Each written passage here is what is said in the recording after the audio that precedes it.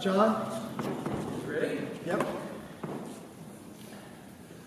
Good afternoon and welcome to Emmanuel, Cumberland in Western Maryland for this second meet and greet session of our candidates for Bishop Coadjutor. Let me now invite the interim rector of Emmanuel to come and give you a greeting.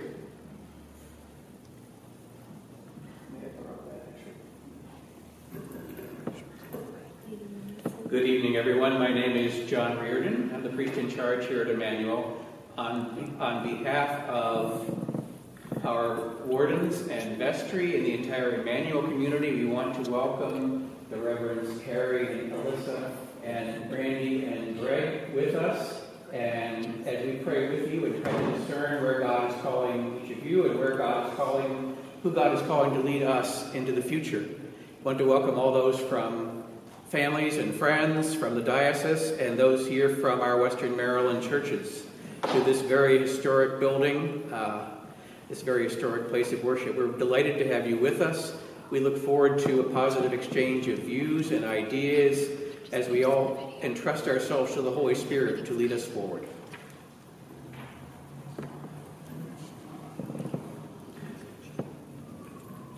Good evening, everyone. So glad to see you and hope that you will be able to get answers to the questions that you have been thinking about in terms of the person who will eventually become bishop in this diocese. My name is Alma Bell, and I have the honor of serving with the Reverend Mark Gatsa as co-chairs of the transition committee. We're going now to ask each of the candidates to make a brief introduction of him or herself. And from there, you will get directions from Mark Gatsa about where you're going to divide up and where we go from there. So we're going to begin with the Reverend Greg Morris of the Diocese of Chicago. I guess I'm on.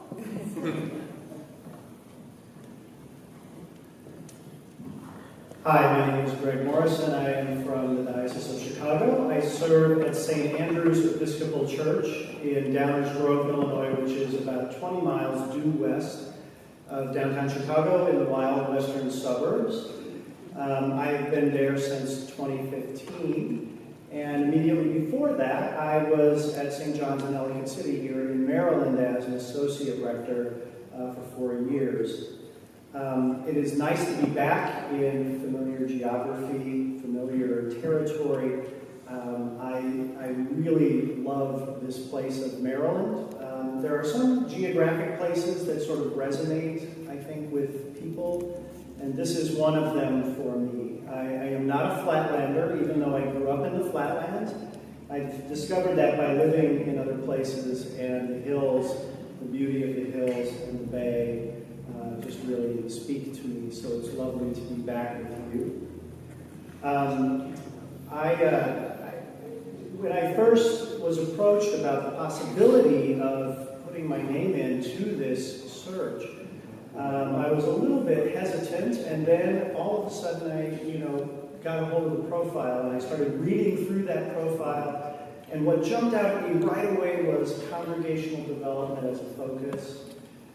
Developing congregations to be more healthy, vital, effective, faithful places, regardless of if they're big places or small places, those things are possible. And also clergy leadership development. One of the great joys of my ministry in Chicago has been mentoring clergy. And so I thought if that's what they're looking for, then that's the Holy Spirit's nudge for me to jump into the pond with these amazing people that I've been gifted to be with for the last few months. One thing you need to know about me from the very beginning, because it is such a central part of my faith and my life and my journey, is that for the last 22 and a half years I've been a recovering alcoholic, involved in Alcoholics Anonymous. And 22 and a half years includes nights and weekends. I just want to let you know that this spirituality bound up in AA is the core of my spirituality, which when you peel back the layers just a little bit are core Christian practices, principles, and disciplines. no surprise that it works. And so, knowing your history here in Maryland, I was here in 2014, and knowing your history here, I have a suspicion there might be some lingering trauma in the system around something that shook this diocese to its core. This gift of sobriety, my redemption story, my salvation story, that is very real and powerful to me, I've been able to use with other individuals and other institutions to bring healing and hope. And my hope would be that as Bishop of Maryland, I could do that here too. But I have learned over time to claim this as a foundational piece of my own spiritual journey, this great gift of God's redemption and salvation to me. I am a passionate follower of the way of Jesus Christ, that way that Bishop Curry so clearly articulates as Jesus' way of love. You can't listen to a sermon from me without hearing that and picking that up. I believe in a church that includes all people. All people. And so I am proud and pleased to be here tonight.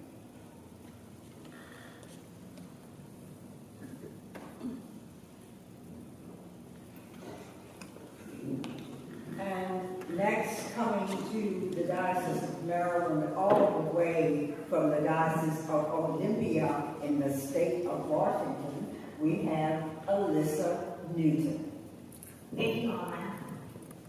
Hello, Maryland.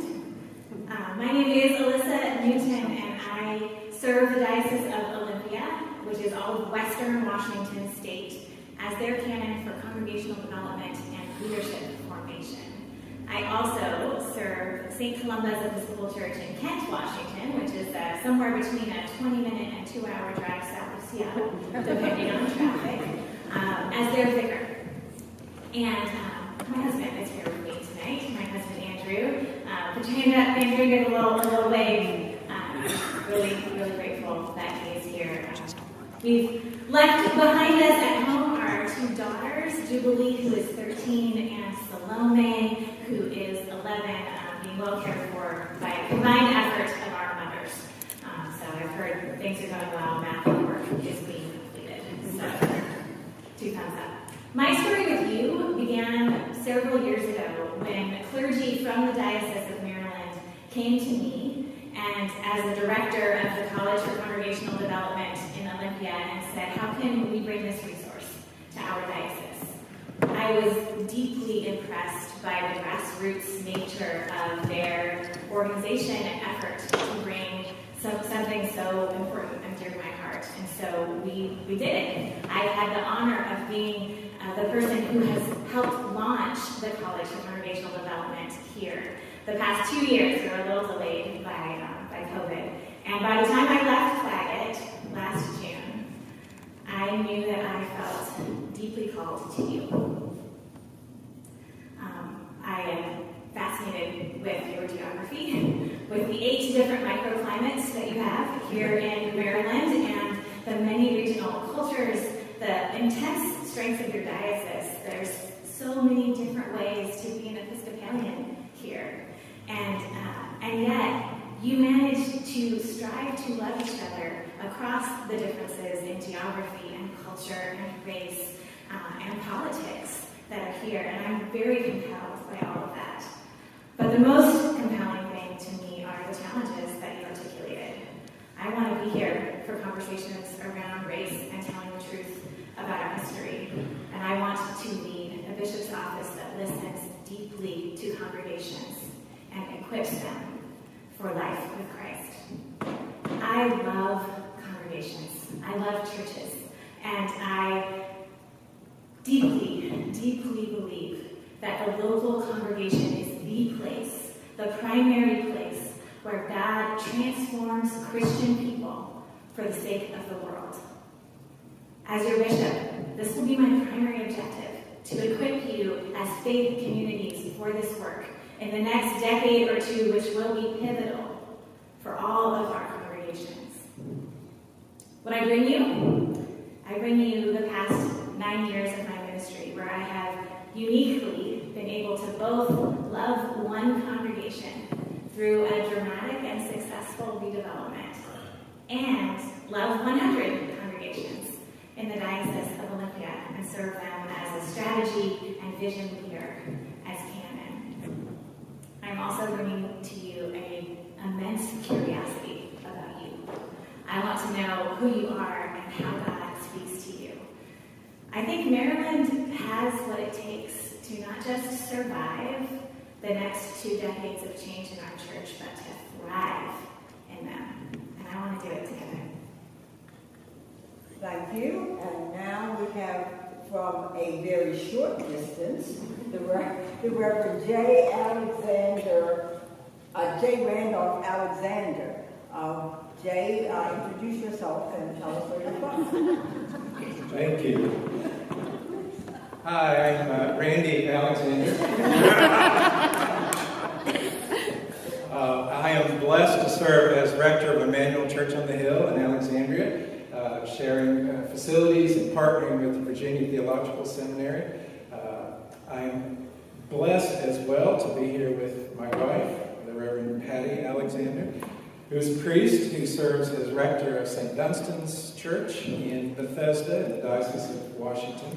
And together we have 3 children who teach us a lot about what God's love means. I come to you as a person who was raised in a very small town in southwestern Virginia, a little town called Rural Retreat, a town of about 1,000 people. It seems the Lord has put me in many different places since then, but by God's grace, my goal is always to remain with my feet on the ground, centered, knowing from where I come. And I owe so much of that to my parents and the atmosphere in which I was raised. I continue now to owe it to my wife and my children. I have been shaped and formed, and one of the gifts I bring to this process is long seasons of pastorate. Being served in 4 dioceses, serving in the Diocese of New York, for instance, during the time of 9/11, and during that time, burying one of my parishioners 10 years later, being able to preside at the wedding of his wife as she was remarried. It's hard to describe what a blessing that is and was. Part of my time was right here in this diocese, serving at Old St. Paul's in downtown Baltimore. We were blessed by God's grace to serve in London, and I have been changed and formed since being in Emmanuel. Emmanuel is a deeply faithful place that teaches me so much about what lay ministry can and should be. But so much of my introduction is in the papers I hope we've already read. I would point you to them. It feels to me like I need to share with you some of what the Lord has laid on my heart as I've prayed about this possibility. And as so many people from Maryland have approached me and asked me to be open to this possibility, I took it all to prayer. And the vision I have come out with, what I see, were I blessed to be your bishop, is a deeply connected web of faithful ministry where I would be a pastor. I would delight in getting to know the people, the clergy, the lay leaders, the retired clergy, the deacons, your network of schools. I mean, the resources are awesome. The geographical diversity that was mentioned already, the differences in churchmanship, the glories of your history, the ways in which you're asking the hard questions now about racism, sexism, classism. I would like us to ask a lot more about classism, about socioeconomic status, and how people of all classes are also welcome in the church. I would view our opportunity as to be a hopeful one, where after all we are resurrection people, where we don't ignore the challenges before us, but by God's grace we claim resurrection. That's how I've tried to live my life and my ministry.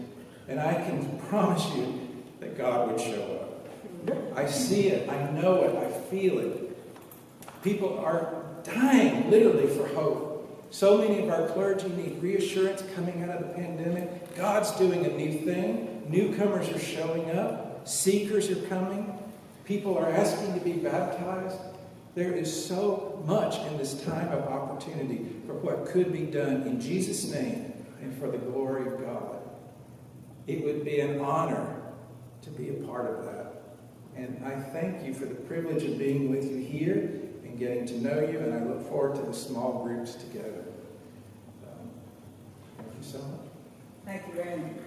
Now we have, from not as far away as the state of Washington and not as close as the state of Virginia, we have Reverend Carrie Schofield Broadbent. Carrie. Thank you. Good evening. I'm Carrie Schofield Broadbent, as Emma said, from the Diocese of Central New York. We live in Syracuse. That's kind of the center of our diocese. And I serve there currently as the canon to the ordinary for transition and church development. I worked on our bishop's staff for 7 years. I was called to be on her staff just a few days after her ordination and consecration as a bishop. So I've been able to watch her grow into that role. And I think having that experience has been part of my call to be here in discernment with you. Before that, I was a parish priest in a congregation for 10 years, where we experienced vitalization and growth in that time. And I've also served at our cathedral, and also my first charge was 3 small parishes in what we call the southern tier of New York. And I'm here with my husband today. Keith is right here. On the way here, Keith and I realized that we went to college, we met at college, which is just an hour and a half north of here in central Pennsylvania. We went to Juniata College and studied peace and conflict studies. And so coming through the mountains, it just brought back a lot of feelings of home and a lot of nostalgia for us, and knowing that just a couple hours right up the Alleghenies is where we met. I'm very grateful to be here among you today. I'm grateful for the opportunity to discern. I've really enjoyed getting to know the people and the parishes of the Diocese of Maryland. I have a special fondness in my heart for small parishes, and I understand you have some of those around here, so I'm looking forward to hearing some of those stories. It's one of my beliefs is that the Holy Spirit, that creative spirit, likes to thrive in really small places. So when we find a small container where there's limited resources or limited time or possibilities seem limited, that the Holy Spirit likes to swoop in there and stir some things up. One of the things that has inspired me about your diocese is your commitment to looking forward. Not only looking forward and doing work of racial justice, but looking forward also in your embrace of technology. I was impressed I think that every single congregation here has a website, which is really impressive. And to watch your commitment to online participation and offering hospitality in that way, from the smallest parishes to the biggest, is really an inspiration. And so having said that, I'm not sure who among us, either who's watching online or who will watch online, or who among us here has seen some of the media that's gone out before. So I realize I'm probably saying some things new, and maybe I'm repeating some things. So I'll ask you to bear with me as we're navigating this new land together. I look forward to meeting you and hearing your stories. Thank you. Because Mark and I strive to be fair and balanced and also flexible, we're going to ask the Reverend Greg Morris to stand up and complete his introduction with one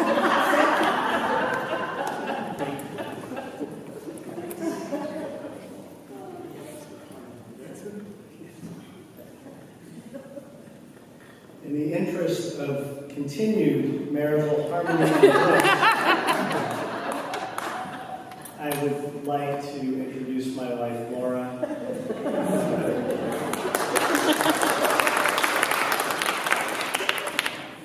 We have 2 kids, Hillary and Jillian, 18 and 24, and she is an incredible woman who has supported me through this journey, and I deeply appreciate her. I'm trying to make up for it. I owe you the world for allowing me this opportunity. Thank you so much. I will not forget it. now turn it over to the Reverend Mark Gatson. That works? Okay. But 12 minutes is hardly the definition definition of long suffering. 27 years is though. You're talking to 41 here. Okay. So we have just over 30 guests with us, for which we are grateful, because it means that we'll have enough for some for small groups, but they won't be too large. So as I have informed, we will divide into groups of 8 of you, more or less, to be in 4 places. One group can stay here, and the groups will stay in one location throughout the process. One group in the front part of the parish hall, one group in the back part of the parish hall. I know the acoustics in the room, they're terrible. You won't hear each other across the room. And then the 4th group in the parish house across the way. John, speak. Yes. To give you an incentive, there are stairs there to go up, but you will get to meet our parish mascot, my dog Jimmy, if you come to Emmanuel. Incentive indeed. So we will take a minute to do that. If you have not had a chance to grab cards to write questions, you may do so. But it looks like we're small enough to be able to sort of field some questions without the cards. Our moderators will go with the candidates as they rotate through the spaces. Their spouses will rotate through, yes, please, the escorts. Yes. And so several of our folks are going to serve as escorts. Barb, if you come up, Barb Crane and Lynn Getty and Bishop Martin, are you willing to be an escort for one of our candidates? Or are you voting? No, I'm not. Okay, you can do that then. I do not belong to the diocese. Oh, in that case, you belong to us. And Charlie, Croft, if they could come up, and Barb, perhaps you could escort Reverend Carrie, and Martin, if you wanted to escort Reverend Randy, Lynn, if you wanted to escort Reverend Alyssa, and Charlie, if you could escort Reverend Greg, and I believe we should rotate clockwise. Yes, like we that, rotate clockwise. with Mark telling you when. Yes, I will run around and shout and yell when it is time to move. And it will be my own panic. Yes.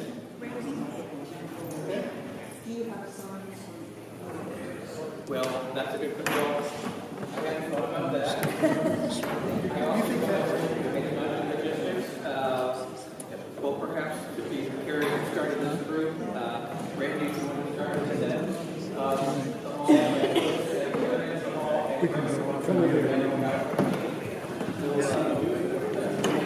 Once you come with me,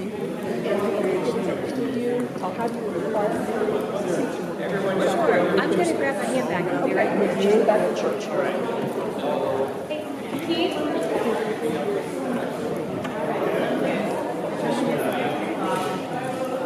I'm sorry.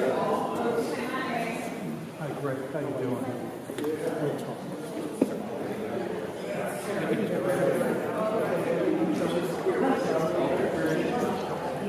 You to go in back. But you want me to be here for the recording? Station to be at. Okay, you got it. No. The woman in the those of you staying here, friends come forward. is the one hurting. So I'll stay here. Thank you. I am the moderator.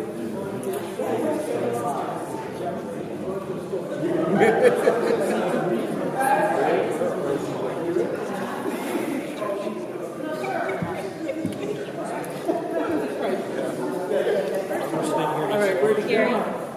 Can you give me an X or something? Jason, where is it? You have your phone, okay? Your phone is good? Okay.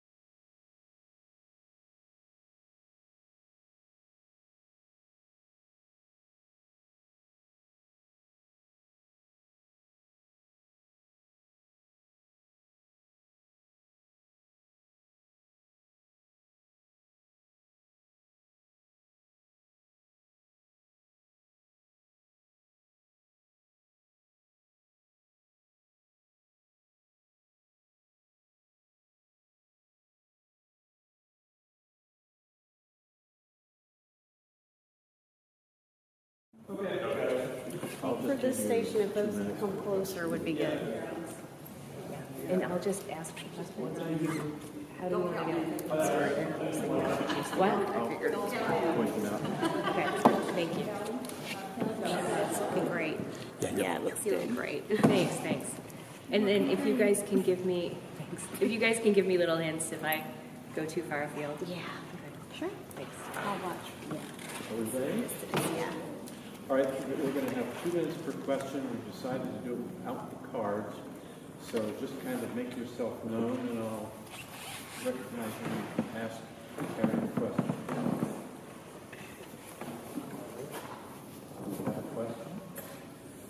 So good to be here. I love talking about church. So anything that's on your mind that you would like to know about, I'm happy to chat about.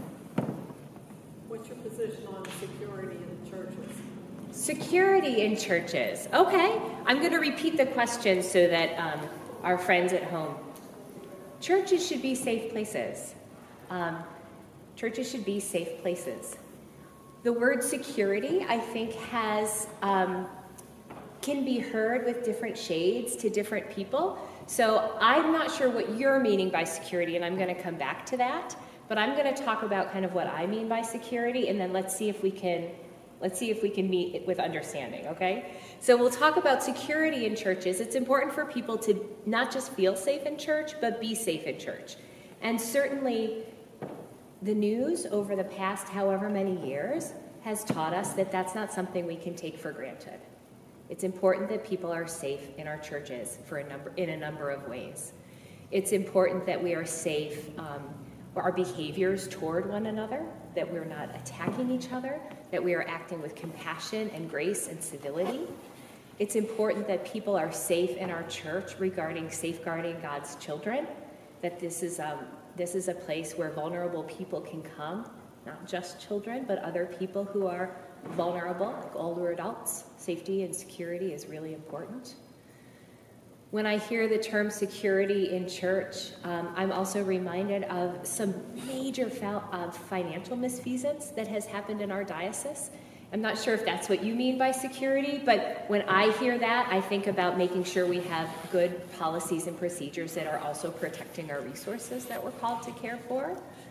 And so have I hit on what you're talking about? All right, tell me. I don't know if you're aware, St. Petersburg City had an incident several years ago. I did hear about that. Okay, that's the kind of security that I'm interested in knowing. Yeah. What your thought is on that. What I've learned in my work with congregations, in my work helping our congregations become more secure, is that work is best done at that contextual level. For example, we had a security specialist come to our diocesan offices to try to give us a plan, and that's not going to work for our congregations. And so I think it's important that the diocese equip parishes to look at their physical plan and make a plan that works for them. You're welcome. Thank you. Another question? Yes. Is it Brent? It's Brad. Brad. That's fine. With Bishop Eloff planning to retire a second time, what would be your plans for the management of our discernment and formation moving forward? Yeah, what a great question. Thank you. With Bishop Eloff planning to, I think, enjoy retirement, when I think about the discernment and ordination process, it's important that we are raising up leaders in our church. It's important that we're honoring all orders of ministry, laity, deacons, priests, and bishops. And so I think it's important that the process is fair, that it's easy for folks to understand what the process is. People are putting their life and their vocational hopes in our hand, and we have to care for that really, really well. I think the process needs to be flexible enough to include actual real-life realities, too. My mother is a locally formed priest. She was ordained after me. She started a local formation program in our diocese right after I was ordained. And I've seen the benefits of local formation in our diocese. We do not have 2 tiers of clergy. In fact, our clergy don't know really who was locally formed and who went to seminary. We've seen it work. And those folks are serving not just our small parishes, but some of our middle and larger parishes as well. So I hope that we can raise up folks for ministry in the ways that they're called. Somebody else? Got to ask a question, or I'm going to. The Diocese of Maryland covers a fairly substantial geography. And knowing you were coming tonight, several of us were wondering how you plan to time manage so that you could visit all the areas of the diocese fairly. Thank you. I have a couple of reflections on that. And the first is that as a canon in our diocese, that is something that's been part of my job for the past 6 years, is managing my time. When I began, there was an assumption that the diocesan staff spent most of their time working with churches in the Syracuse area, because that's where our diocesan center is and that's where the hub is. It turns out most of my time has been spent out and about, sometimes by Zoom, sometimes by phone, sometimes by going there. And another thought I had today, a couple people mentioned that sometimes the assisting bishops have a special relationship with Western Maryland, like Bishop Eloff has been there. And my thought was, if I get elected here, do I have to give that up? Like, does another bishop have to be the only one visiting? I would want to be here. I would want to be here. And there's enough technology. We can take phone calls on the road. We can listen to books on CD. We can listen to podcasts. I would want to be here with you and take advantage of the technology that causes us to not use too much more gas than we need as well.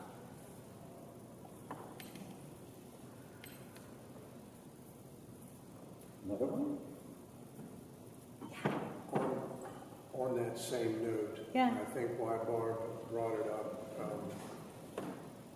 many times this area has felt neglected, not only from a diocesan standpoint, Western Maryland, but as a political standpoint, we don't have much of a voice compared to Annapolis, Montgomery County, Baltimore, Yep. so on and so forth. So I think, like little toddlers, maybe more attention paid to us would benefit us, because sometimes important events we just feel like we're forgotten and lost. That's a big deal for us. I appreciate your honesty and vulnerability in that. And being a pastor with a mama's heart, if I heard my congregation say that, it would break my heart. Not because it wasn't true, but because that's not how I would want to show up.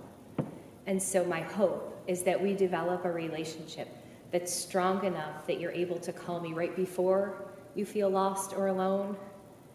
But if that doesn't work, that we make sure we connect. Because you are the Diocese of Maryland, and you're really important.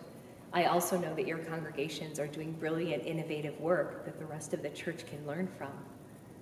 And you deserve to be listened to and believed and brought into the conversation because God is at work in your midst, and you're part of the body here. Thank you. And if I get elected and I mess up, you let me know, okay? I have no problem with that. What's that? I have no problem with that. Good. Do we have someone else? Well, I'll ask a question if nobody else does. Go ahead, Ingrid. There's a lot of anger in the world right now. Yeah. How do you look to be a healing presence in an angry and divided world? Thank you. One of the awkward parts about this process is having to talk about myself a lot. This would be much more comfortable for me if I could just hear your stories, but I understand that's not going to prepare you for your March 25th decision. So what I will say is the feedback I've heard from colleagues and friends and coworkers is that I am unflappable in conflict, and that I exude a presence that is calming and stabilizing and healing. I think true healing comes when we can look together at what is wrong, even when we're scared, even when it's tough, and we stick together. And we talk about the hard things with great love and great compassion. I think that's how healing happens. And we are working on it together because we are all in contexts where people are hurting. This is a tough time to be a human, especially a human with a head and heart. And so we're working on learning how to be pastors together, I think.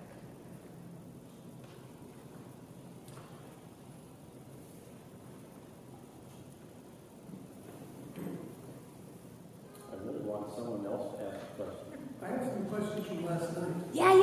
Go ahead. Let's get them. That's the way. The Reverend Dr. George Hunter at EDS used to say one of two things happens when a man or a woman becomes a bishop. Either she grows or she swells. Oh. This quote, it says either two things happen when a person becomes a bishop. Either they grow or they swell. And I think I know what they mean. Are you going to grow in your faith? Are you going to grow in your competence? Are you going to grow in your abilities? Or is your head going to get too big and you're going to start acting like a jerk? That's how I'm reading that question.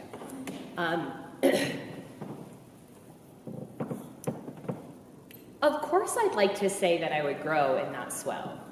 And I'm trying to think about how I would believe that to be true. I like to give credit where credit is due. I understand that a lot of the good things in my life come from God, and they don't come because of my own actions. I like to lift other people up. I like to encourage other people in ministry and help other people's lights shine. And so some of those things, some of the ways I've acted in the past help reassure me when I get nervous that having a pointy hat on my head might make it way too big. The church is full of opportunities to learn humility. And this position of bishop, this is an office that is held, and that can be distinct from a person's ego. I've seen that handled really well in my diocese, in the bishop I work for, and I place a lot of value in having been mentored really well by folks who have grown in their positions and not swelled. This is your chance to ask the questions. Yep. Am I still okay with you guys? Yeah. I have a whole bunch. But I have another one. Maybe something Vaughn says will spark something in you too. COVID has left us in a place where the definitions of church, of community, of ordained clergy, and even consecration and distribution of the sacraments has changed. Probably never to be the same again. How, in this new gap between comfort zones, do you see the church growing into this new reality? Thank you. There's a lot in that question. What I will say is that, and I'm going to ask you to remind me of some of the bits and pieces. Some of the blurring of the line between church and community, I think, is actually a really good thing. Our churches are healthy organizations when we allow people to be present in ways that maybe aren't just super involved all the time. Maybe someone's hurting or going through a difficult time in their life, and all they can do is come through our door, sit in the pew, and have people pray around them. And that's what they need.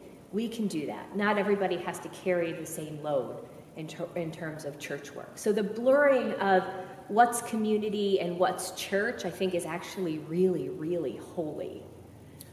I want to go to the sacraments part, and then I know that I'm like leaving out the sandwich filling of that question. But the sacrament part, one of the really important roles of the bishop is to maintain the doctrine, discipline, and worship of the Episcopal Church. So how I might answer sacramental questions as a parish priest would be different than how I might answer them as a bishop. How I answer them as a canon to the ordinary, working for a bishop. There's a certain lane to be in there.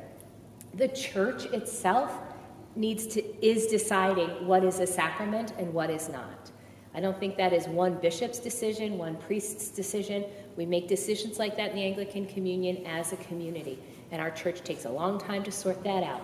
That's frustrating in the middle of a pandemic, but that's the way we're doing things as Anglicans, and that's, I think, how we were maintaining the beauty of our tradition. And what's that middle part, Vaughn? Well, besides the definition of church, community, Yeah. and of ordained clergy. Ordained clergy, excuse me, all orders of ministry are really important.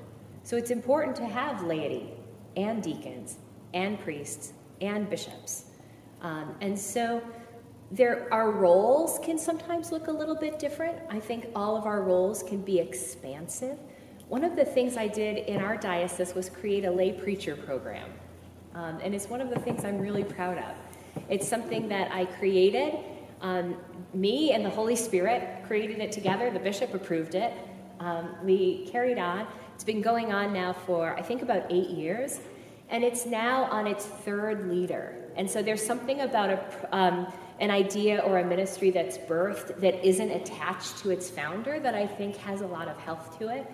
And so I want to expand and lift up all the ways that people can be ministers in the world, even while maintaining our Anglican tradition. What ecumenical work would you like to see grow in this diocese? Yeah. The question is, what ecumenical work would I like to see grow in this diocese? And I'm going to answer that from a very transition minister's perspective. In Central New York, we have a lot of small churches who are doing great ministry, doing great things, but it is hard for them to afford a full-time clergy person.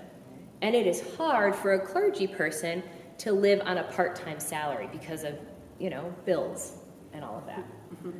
And so I think that one thing I would like to see is ecumenical conversations to be extended so that our altar can be shared with more people. I believe maintaining our Anglican identity is really, really important. And also, Jesus said, "Do you love me? Feed my sheep. Do you love me? Feed my sheep. Do you love me? Feed my sheep." So when I stand up in front of a congregation and say, "I don't have a priest to give you because I just don't have a priest right now," and they say, "Can't we work with the Presbyterians down the road?" I believe that the Holy Spirit is in that question. And because of our current rules, I have to say no. Really brilliant people are working on those conversations, and I trust them. But if I had a magic wand or a wish, I would want to speed that up so that some of our congregations could just be freer to explore some more partnerships. I know that as a bishop, my influence in that would be limited, but I've inserted a magic wand element to the question you've asked, and there we go. Yes? I met you earlier. Yeah. My name is Bob Weatherholt. My older brother is Reverend Alan Weatherholt. His wife is the Reverend Ann Weatherholt, both of the Maryland Diocese. I also have a good friend, very long-time friend. He's actually a retired state trooper, Steve McCarty, who is pastor of Clear Spring and is doing interim work in Hancock because that was open. Prefacing my remarks with that, some of the complaints I hear literally around family dinner, 4th of July celebration when we're all together. Oh, they're all there, right? There's not I don't want to say curriculum, but a pathway for continuing education for people who have been there 40 years, people who have been there 15, people who have been there 2, and really need some guidance because they're not handling the problems brought to them by the congregation as well. Mm-hmm. How do you see that being improved upon? Because although some of it is good, I've seen some not so good, and also the pathway for deacons and so on to be ordained made, I don't want to say easier, Carrie, but it seems like an awful long road. A lot of swimming.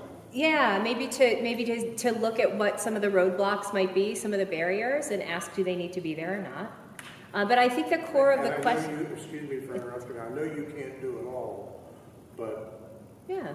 a delegation umbrella that maybe works better than the current umbrella with holes in it. Thank you. So I'm sorry. No, It no, is what it is. I appreciate it. I like it.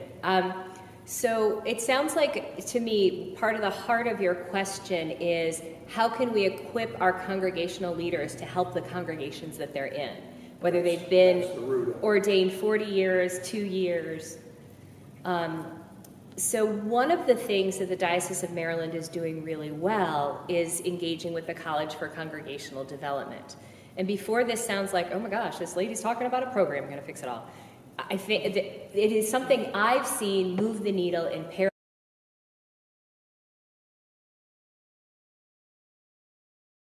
Are we inviting people to come to the College for Congregational Development, which is a time and money investment? We also are bringing the knowledge from the college to our people. There's going to be people in our congregations that can't or won't spend a week of their vacation and $1,000 to do this church thing for a week. So we can take that knowledge and bring it to our congregations. It is very packable and user-friendly, and that's some of the work we've been doing in Central New York. And if I'm called here, that's some of the work I would like to do too. We've also been bringing church leaders together to do work like that, sometimes on Zoom so that nobody has to drive at night. And we also are bringing together, I host monthly a Wardens Zoom. And so the wardens get together, we talk about challenges that we face.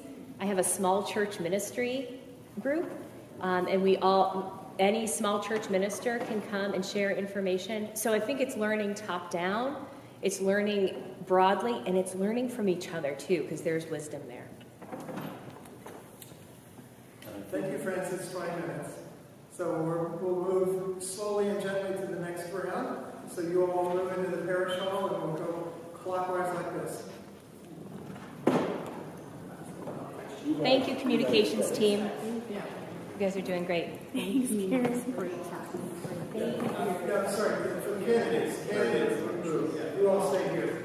Candidates, move. I'm trotting, you're staying. We're up.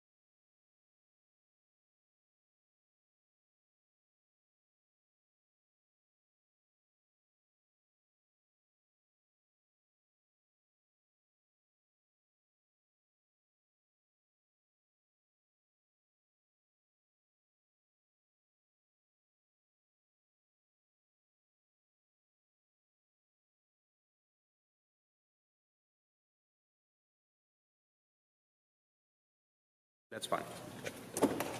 Hello, everyone out there. Thank you for joining us, and everyone in here, thank you for joining us. I have this in my hand, not because I'm checking sports scores or email, but because I have a timer on my phone, and I've given 2 minutes sort of to each answer roughly so that I know when to wrap up. And if we have more time at the end, I mean, if we've come to the end of the questions and there's something you want clarification or elaboration on, then we've got time to do that. Does that make sense? So that's why I'm holding this, just to kind of warn you all. All right? My name is Annette Chappell, and I'm the moderator, so I'll be the one who calls on you for a question and who, if necessary, asks for clarification of what you were asking. So can we have somebody stick their hand up and I'll call them? Anybody has a question? Bishop Eloff is intending to retire again. For the third or fourth time. Right. Yes. What would be your plans for reorganizing the discernment and formation for the diocese? Because currently he runs all of it. Right. Well, as I mentioned to the group before, it's a little early to make plans because I haven't actually been elected. However, I think it's fair to offer some ideas and thoughts. I mean, my first job in that particular niche would certainly be to try to get my arms around what's currently happening as bishop. And I think that coadjutor time between the 6 months that Bishop Sutton and I would overlap would give some, I mean, there's going to be some strategic things like I need to get my arms around this, and this before he leaves.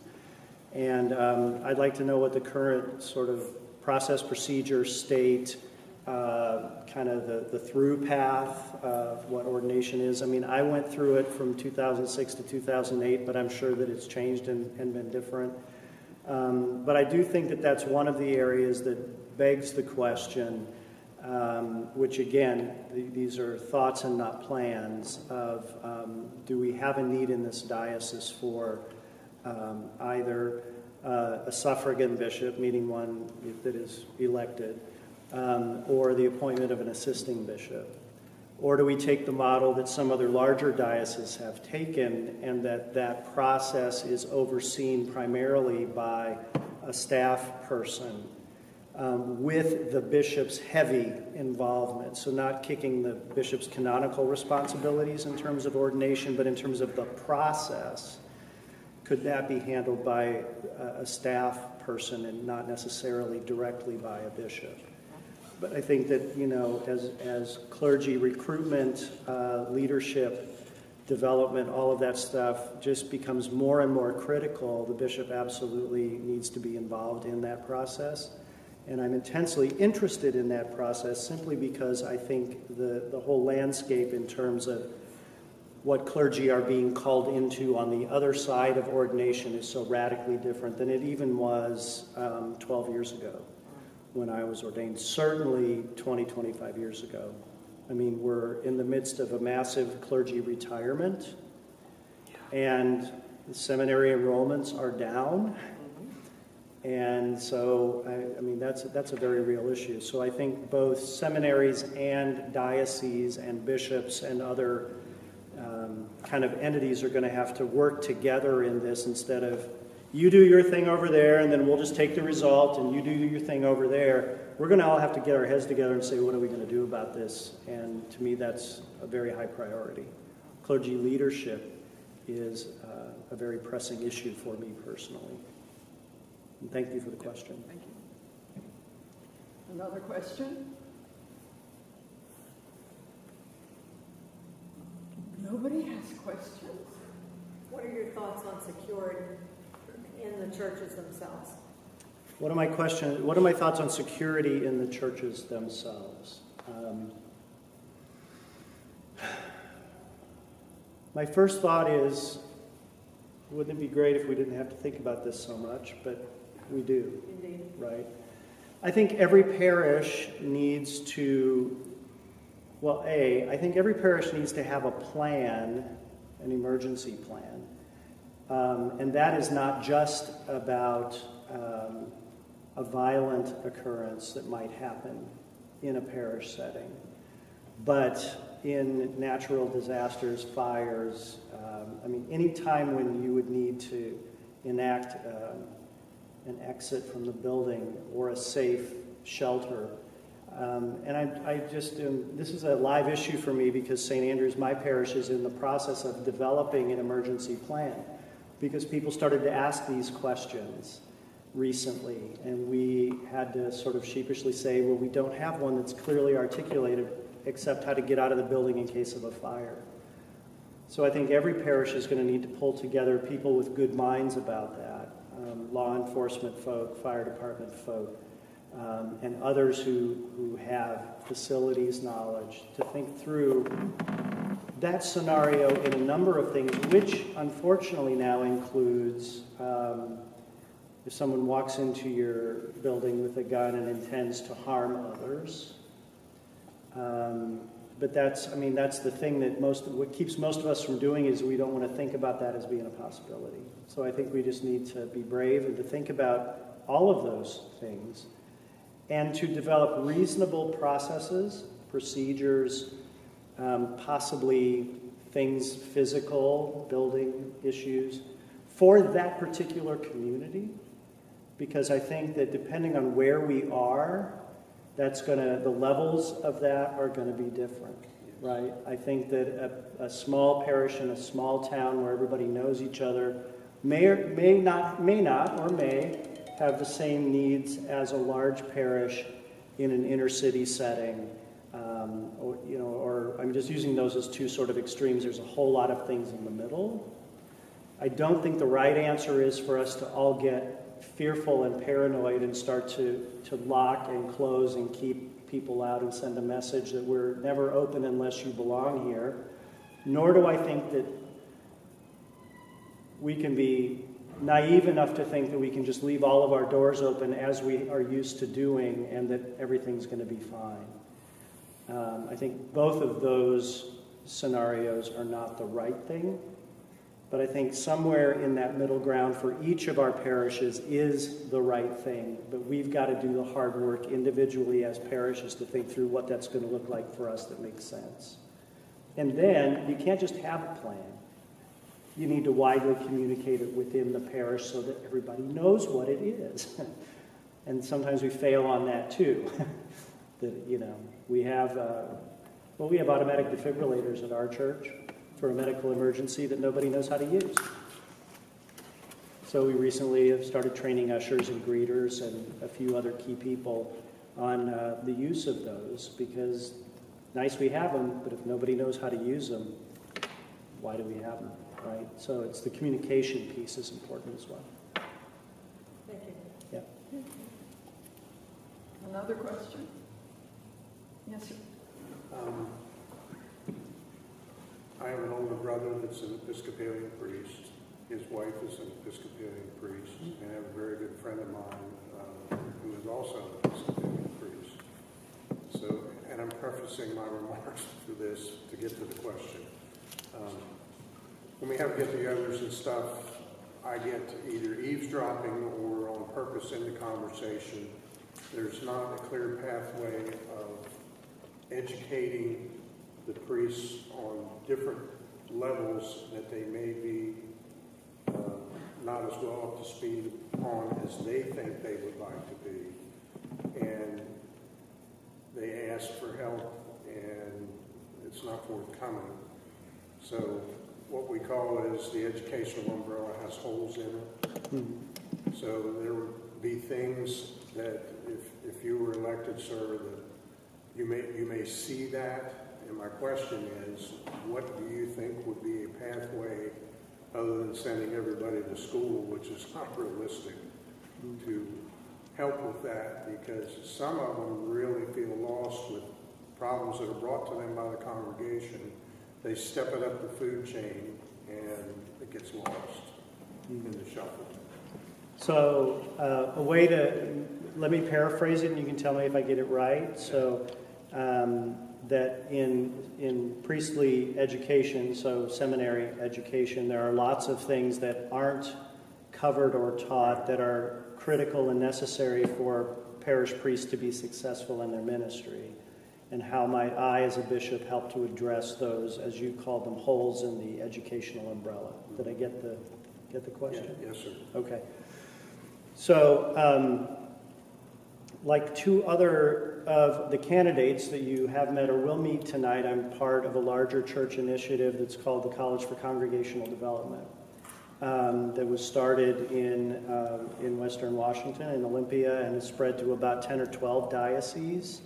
At this point, we're launching new ones every summer. I've been a trainer with that program for the last 6 years, and being part of that initiative has entirely changed the landscape of how I do ministry. And part of why that is that it's given me some of those things that I didn't get in a seminary education that are grassroots and practical. So it's strategic planning, it's problem solving, it's data gathering, it's looking at a congregation through a particular lens to get at that knotty problem that we can't seem to define, and then to be able to say, now that we can kind of define it, what are some ways we can gather data about how to solve that problem, and how can we build an implementation that might possibly work. To me, it's remarkable. It's a remarkable program, and we have started that here in the Diocese of Maryland. And it's not open to just clergy, but to lay leaders as well. And in dioceses where this has become, where many, many people have gone through this program, it makes a palpable difference in the life of the parish.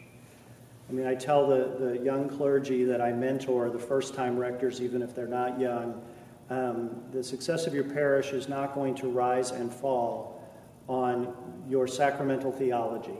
And I'm glad you learned it. It's going to rise and fall on your ability to lead your congregation. I'm a passionate student of leadership, and I have been for 30 years. I did a master's degree when that field was just starting to emerge. And there's some really basic principles of leadership that I think, when employed, bear a lot of fruit in the ministry setting. But it's unfair for us to expect clergy to automatically, out of the gate, know how to lead when no one has trained them. And so part of why I was drawn to this role and this position is because I see it as my responsibility to help my clergy, whether they've been here for 20 years or 10 years or 5 years or 5 minutes, to be the best leader they know how to be. And to do that work. And thankfully, you have started here a system through the College for Congregational Development where I don't have to do that with all 364 clergy, or however many there are here. I think it's roughly in that ballpark. But that we have a system through which those clergy can get what they need, and that I can help to form and shape that as well. Very committed to clergy leadership. It's not all about the clergy, but if clergy can't lead well, that doesn't bode well for the life of the congregation. So I'm deeply committed to that. Does that answer your question? Yes, it does. Okay. Thank you. You're welcome. Other questions? Yes, sir. What ecumenical work would you like to see in the diocese? What ecumenical work would I like to see? Well, I think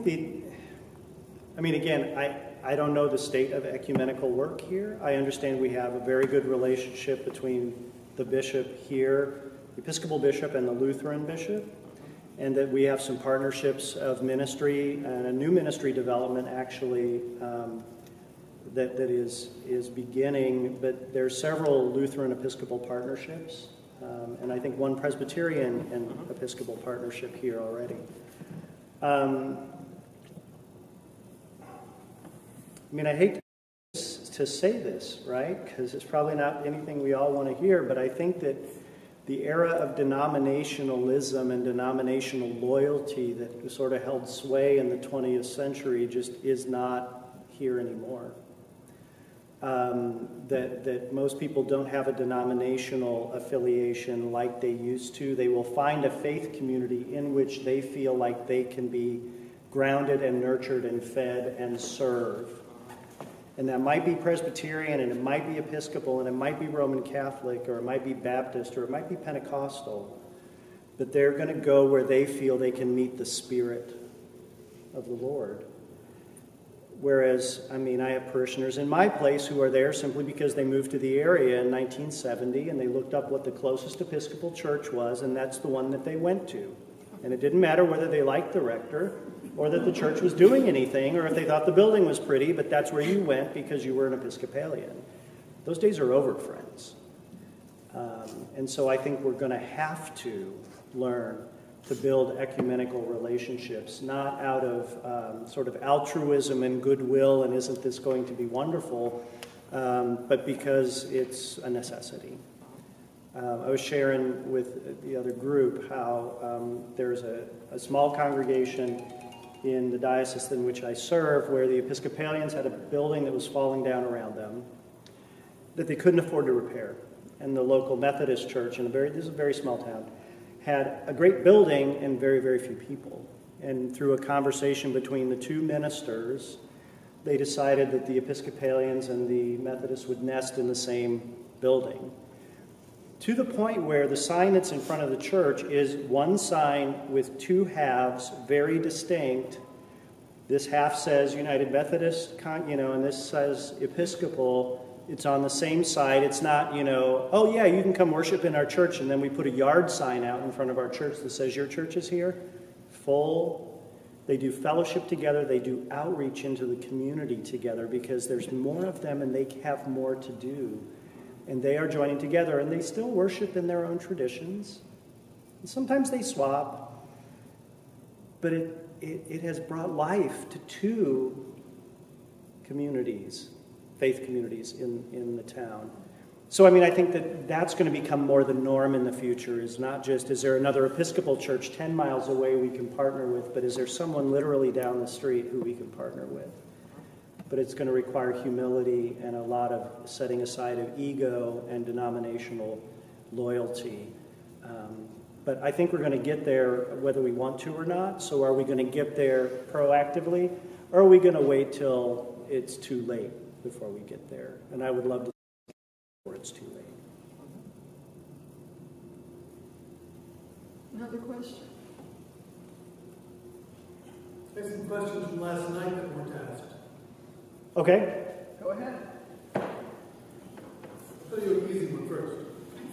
Why, thank you. What part or parts of being a bishop do you least look forward to?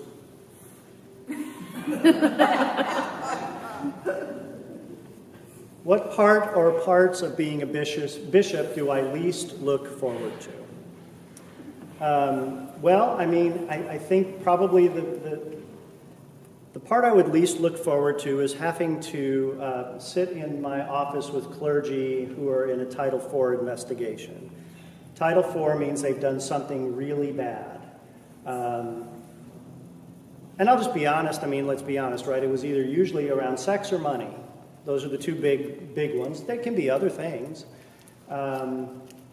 Because I deeply care about my clergy and I love them and I want the best for them. And so to have those difficult disciplinary conversations, I don't know anybody who says, you know what, I wake up in the morning just hoping I have a Title IV to deal with today.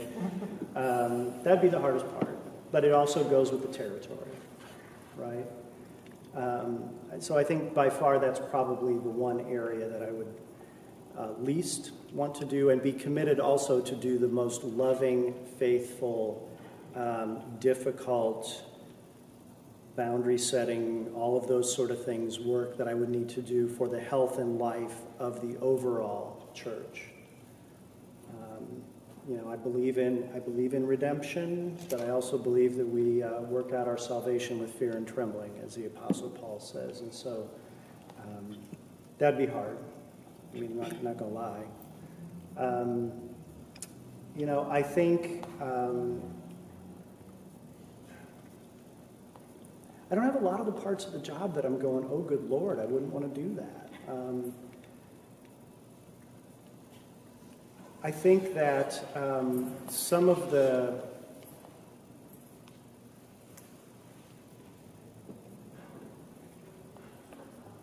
when small details, either in the life of a congregation or the life of a deanery or even the life of a diocese, take on a life of their own and become these very big deals, I think that would be frustrating to me, but I've also learned how to, I mean, my parish ministry has taught me that those things are important to deal with.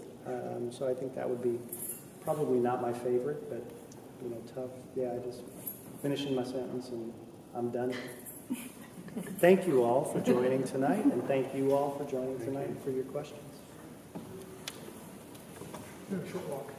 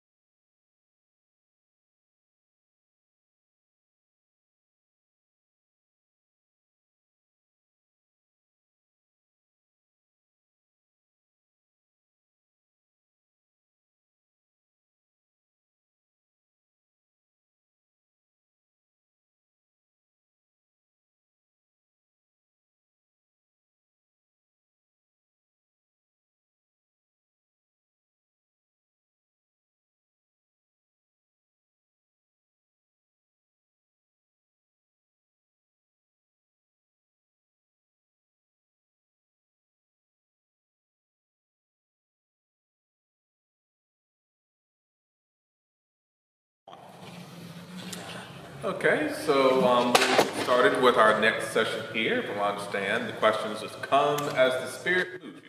So who would like to ask the first question of Alyssa? Yes, ma'am. What would be your reasoning for wanting to be our bishop here in Maryland? What is my reasoning for wanting to be your bishop here in Maryland? The first reason is I feel called.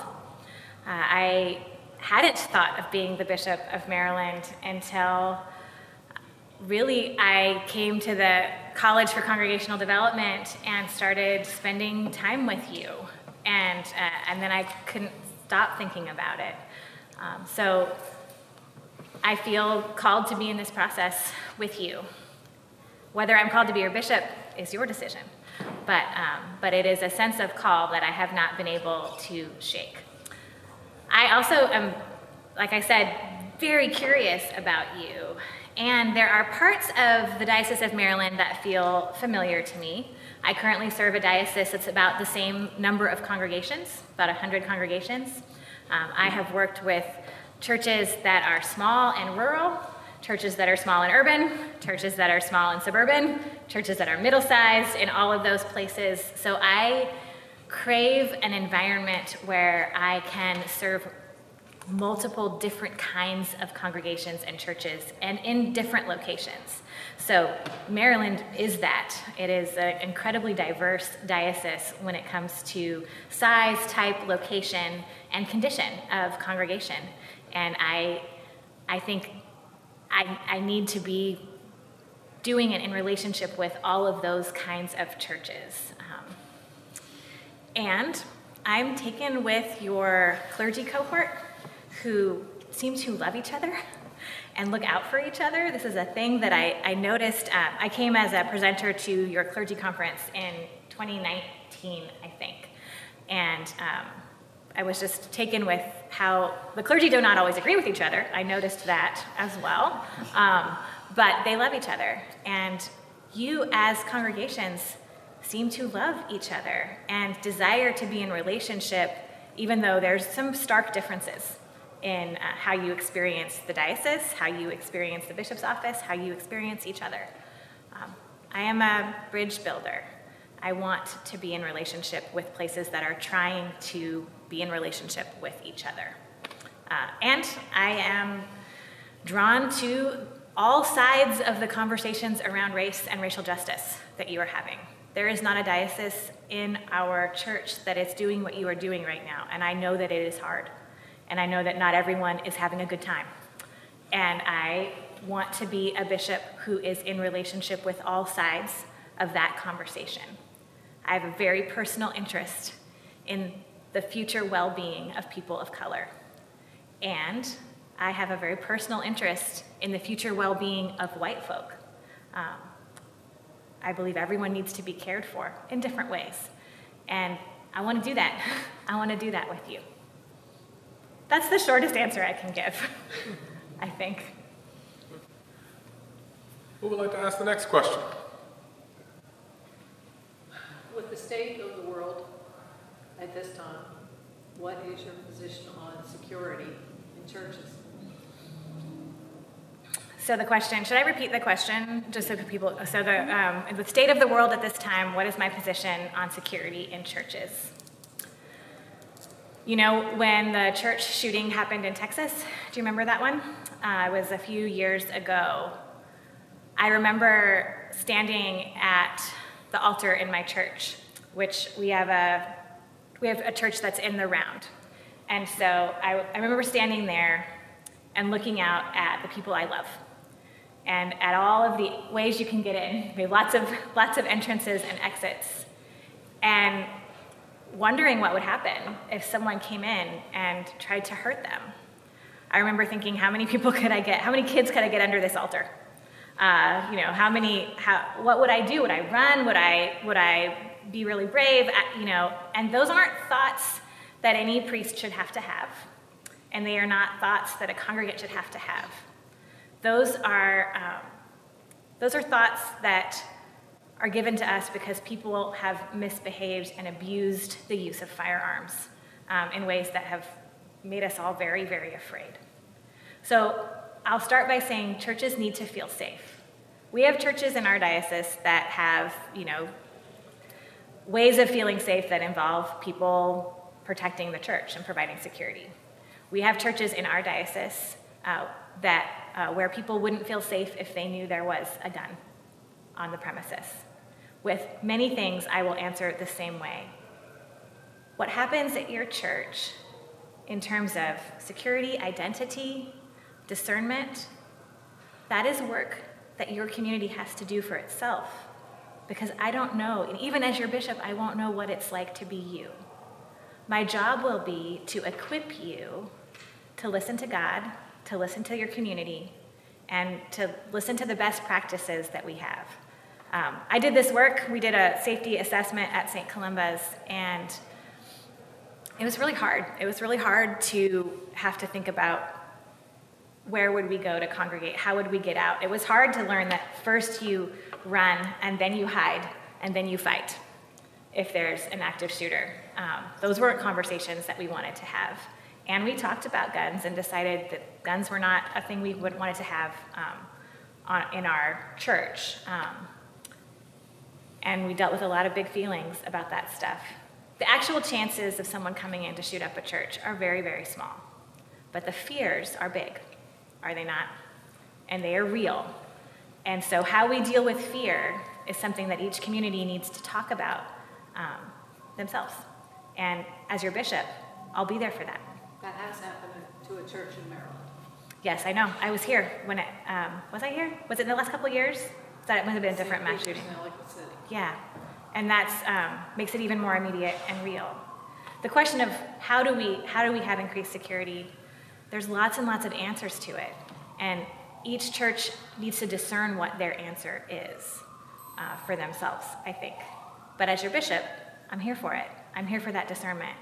I'm here to give you what you need to do that discernment, whether it's facilitation or diocesan boundaries, and I'm not familiar if there are particular rules in this diocese around that. I would imagine that they vary from place to place, because I would imagine feelings about guns are very different in different parts of the state of Maryland.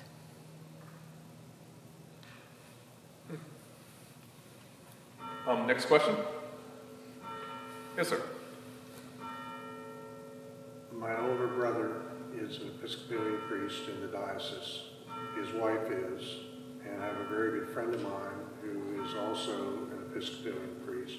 He's actually a retired Maryland State Trooper. And my nephew is heavily involved in a church, and he's an organist at one of them.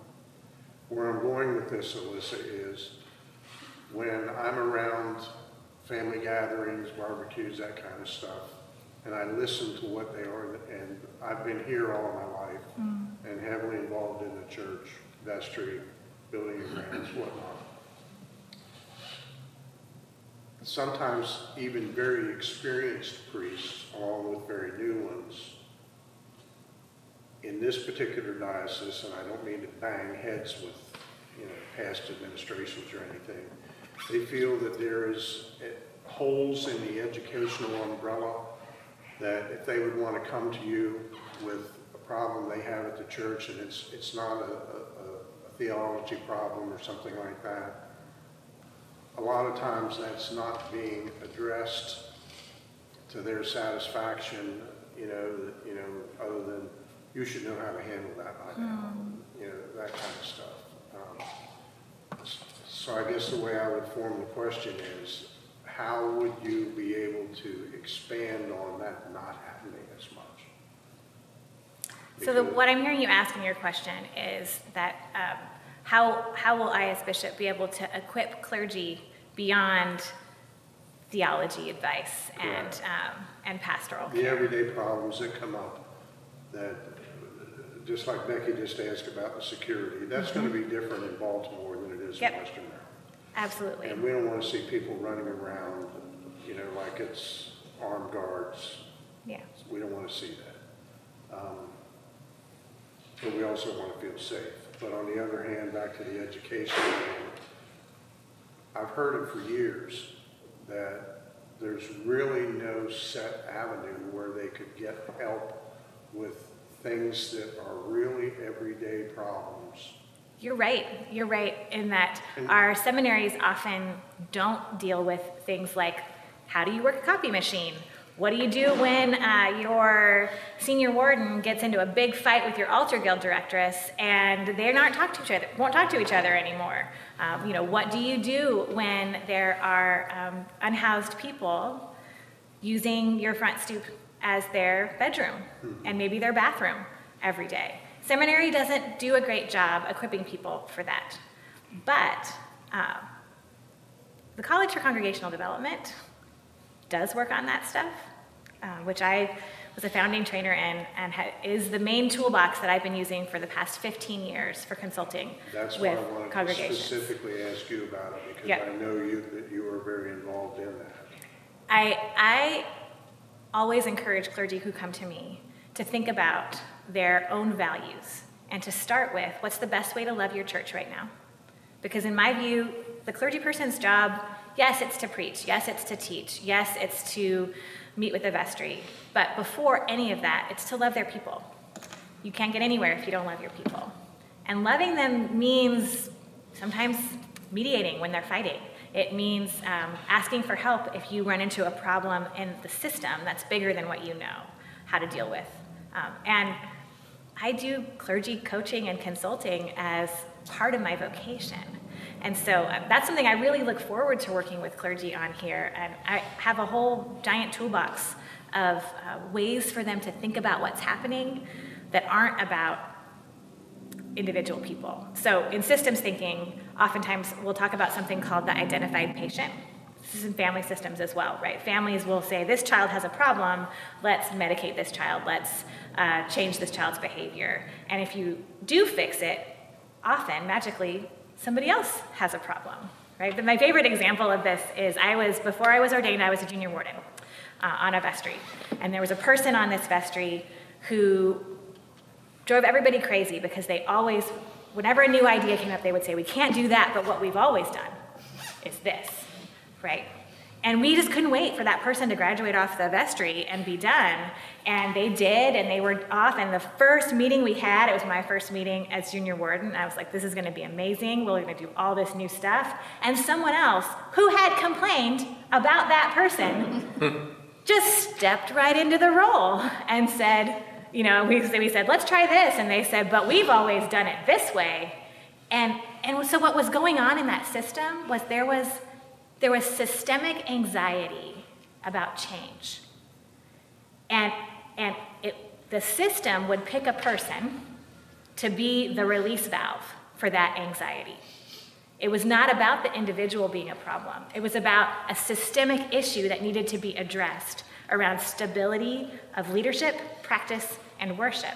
And when we did realize that, we were like, oh, this might not be a person's problem.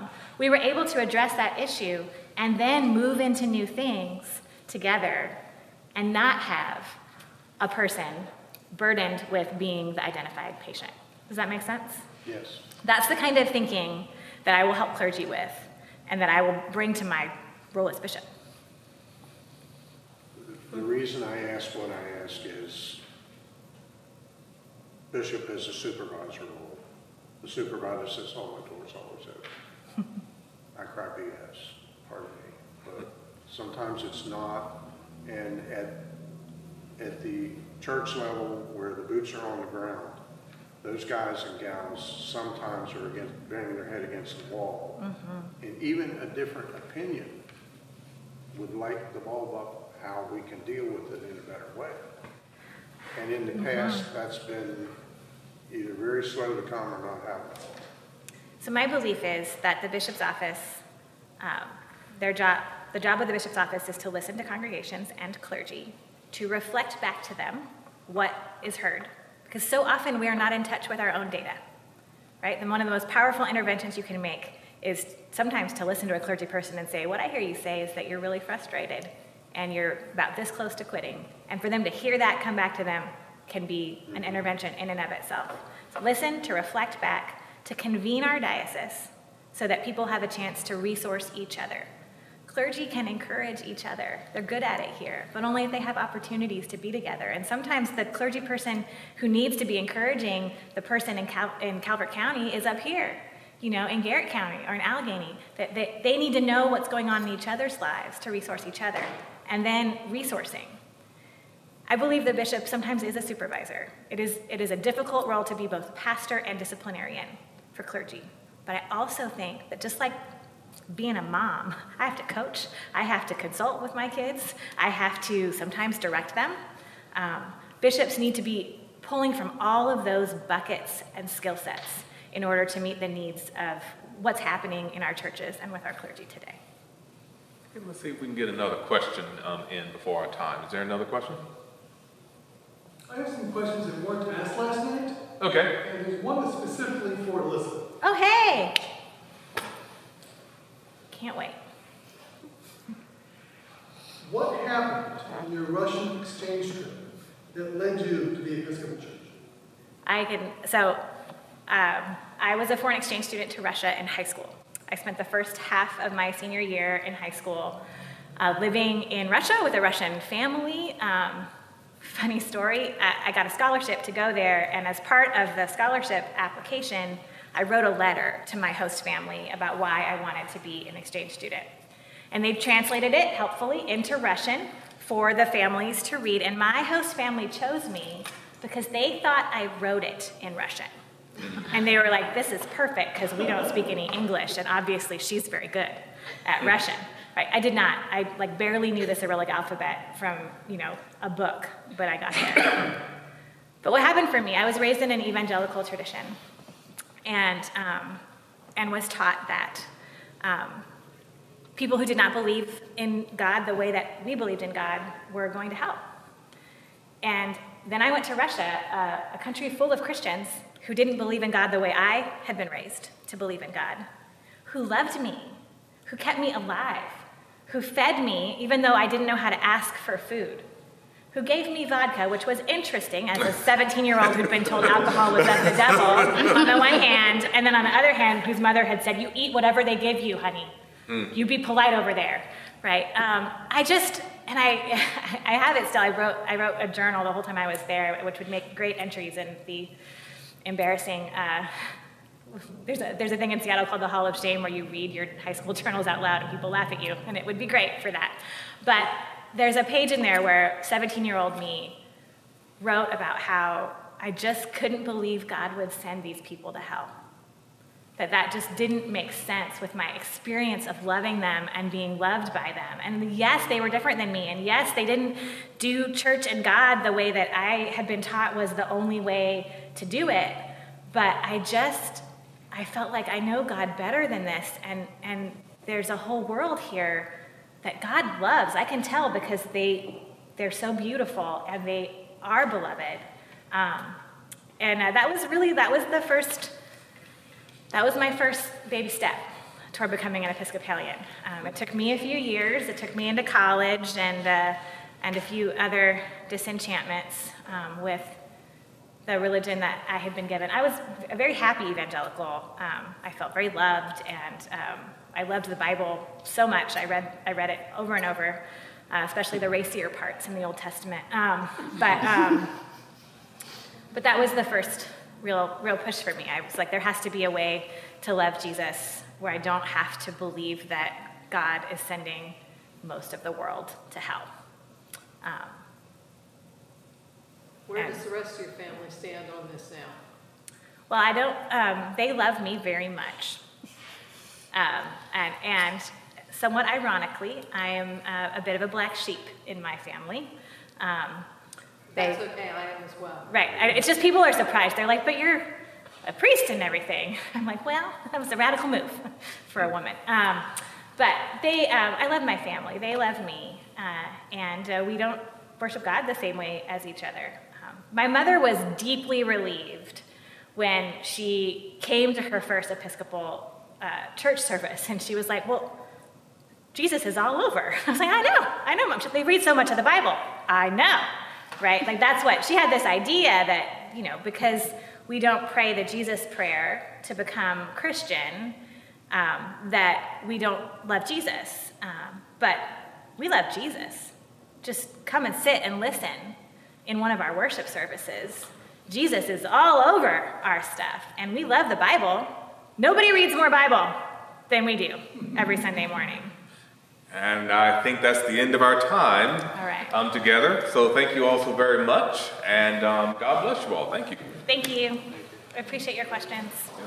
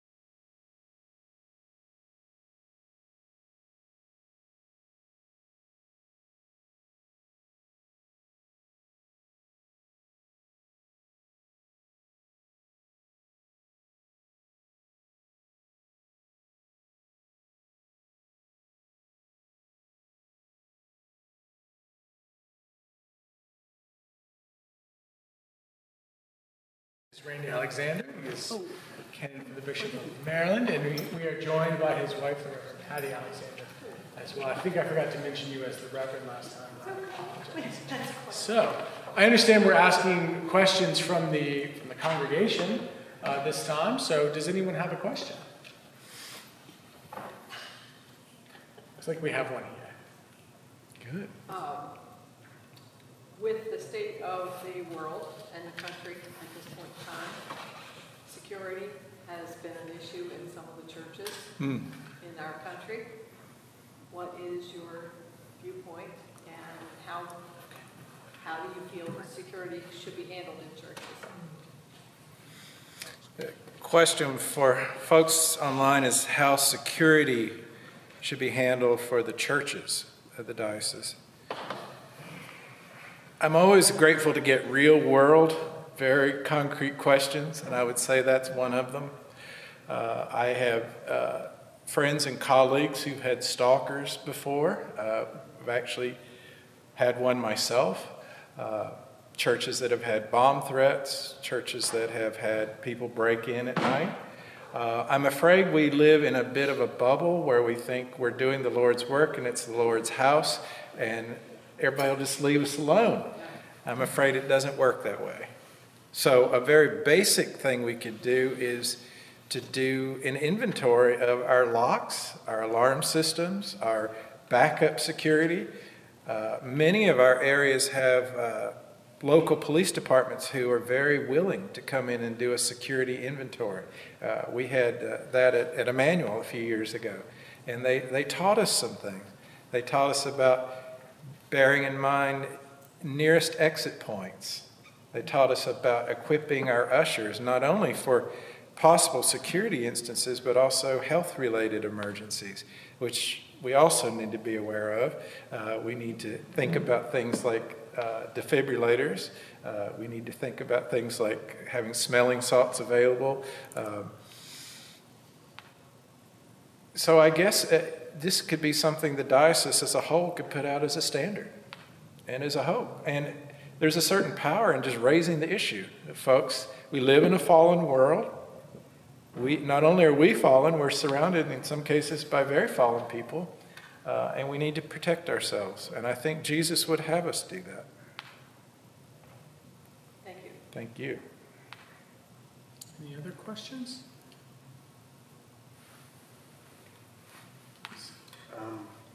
I need to preface my remarks, if you will allow it, Randy. Please. I have an older brother that's an Episcopalian priest. His wife, my sister-in-law, is also an Episcopalian priest. I have a very good friend who is a retired state trooper who is an Episcopalian priest, and a nephew who is an organist part-time at 2 different churches downstate. Where I'm going with this is, at family gatherings and talks and 4th of July celebrations or whatever, I have been lifelong at this building and involved with all sorts of things here, vestry, building and grounds, all kinds of stuff.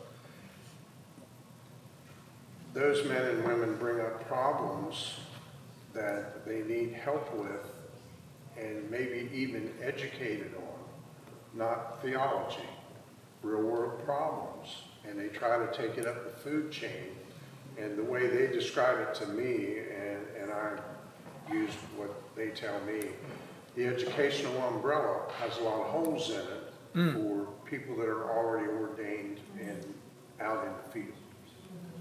So the question part of that would be, how would you identify it and try to resolve it so that the troops with boots on the ground would feel better than you're going to say, if you get Bishop, oh, my door's open.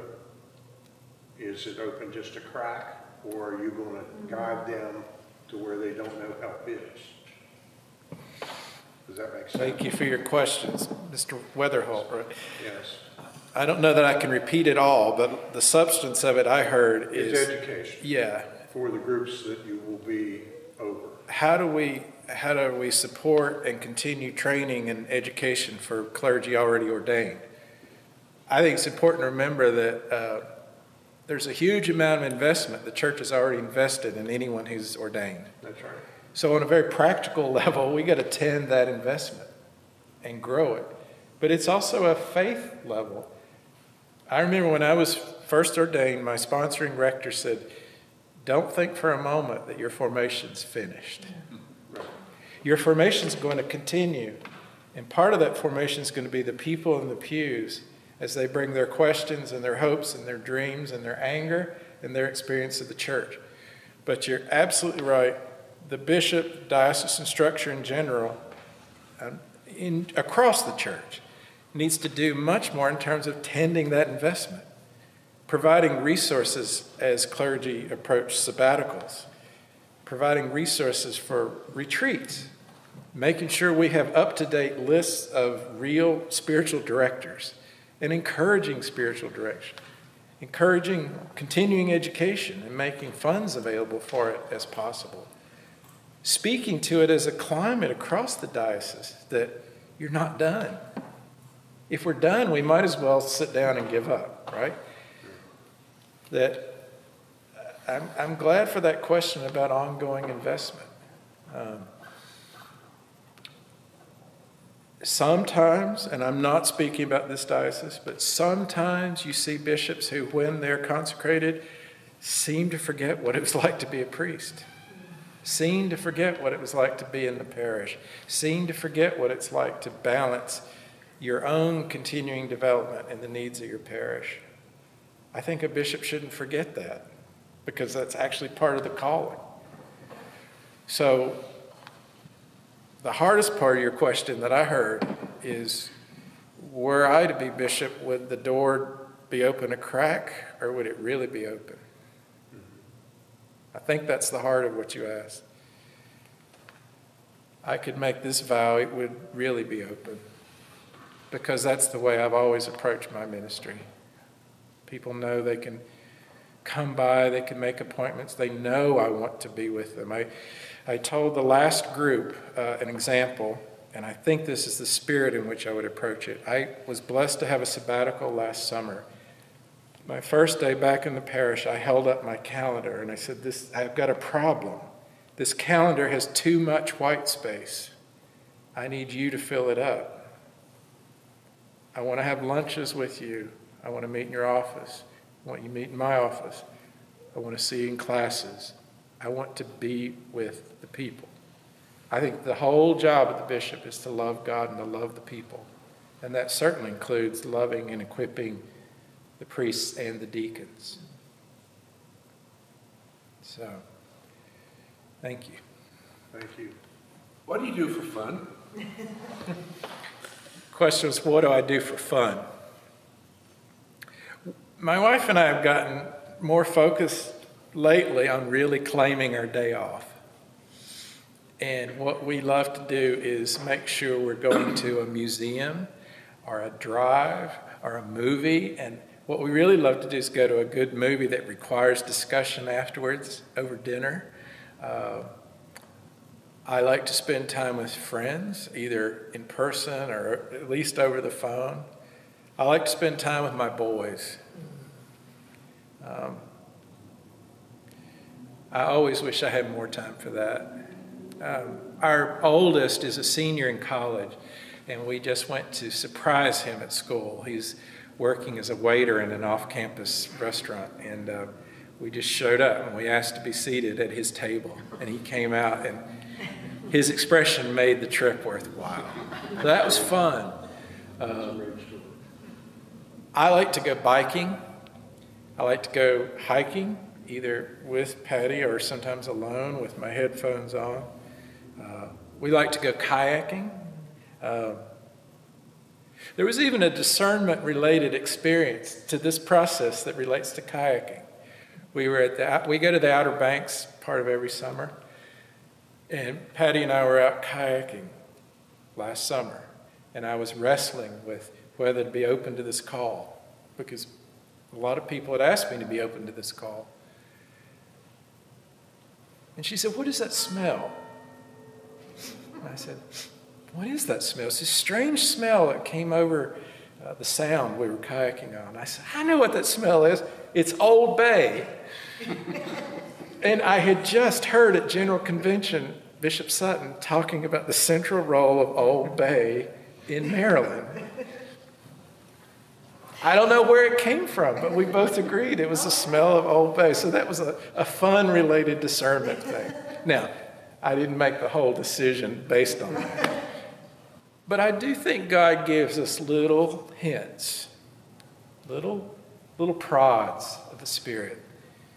You know, like the call we heard to Abraham last Sunday. Abram, get you going. Get up and go to a land you don't know, to a place I will show you. As an intrusion, the kayaking is much better in this area than it is anywhere close to Baltimore. Is that right? It's fantastic kayaking. Yes. We have a couple of kayaks. We don't use them enough, but we love to kayak. I'll help you. No? Thank you, sir. Any other questions? We had a lot of questions that weren't asked last night, so I have a few. Please. COVID has left us in a place where the definitions of church, of community, of ordained clergy, and even consecration and distribution of the sacraments have changed. Probably never to be the same again. How, in this new gap between comfort zones, do you see the church growing into this new reality? It's a long question.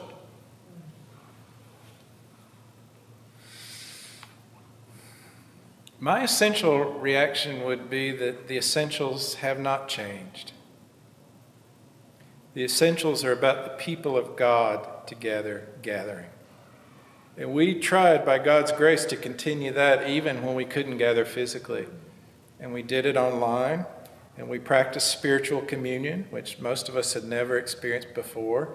You know, there's an ancient tradition in the church of people who, for whatever reason, weren't able to receive, offering an act of spiritual communion with the belief that God met them in that. So we pulled up something from our attic of the past to meet us in the present. And I think that was part of the blessing of being an ancient tradition. So I think what we've got to ask repeatedly now is what is essential. There is an incarnational, hands-on, essential nature to the sacraments, I believe, and our tradition says. We have not embraced receiving the sacraments over the screen, even though that meant we had to abstain for a while. But what we do, and we could do much better, is sending people out with the sacraments. We have a tradition at Emmanuel of commissioning lay Eucharistic visitors at the end of the Eucharist. I don't know if y'all do this. Sending them out directly from the altar to the people. We could do a lot more of that. We could do a lot more with the role and ministry of deacons taking the sacrament. We can do a lot more understanding and supporting bivocational clergy and their ministries in the world as ministries of deacons. And I've said everywhere tonight, and I really believe this, we could do a lot more by honoring and respecting the ministry of our retired clergy, who often don't stop ministry when they retire.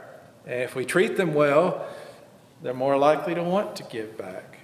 So I realize there are very deep theological questions about incarnation, real presence, and the Anglican sacramental tradition. I think our presiding bishop has helped us walk that line, and he's reminded us of what the essentials are. Did we always get it perfectly right? Probably not. But I think it's held us together.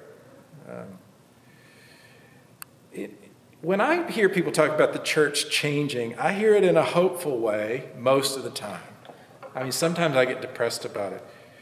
But mostly I hear it as a sorting. I was speaking earlier about the sorting of the wheat and the chaff on the threshing floor.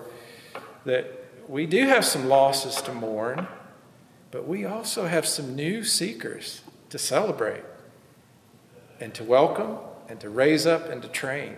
And they may have a lot to teach us all about looking ahead and what new thing God's doing.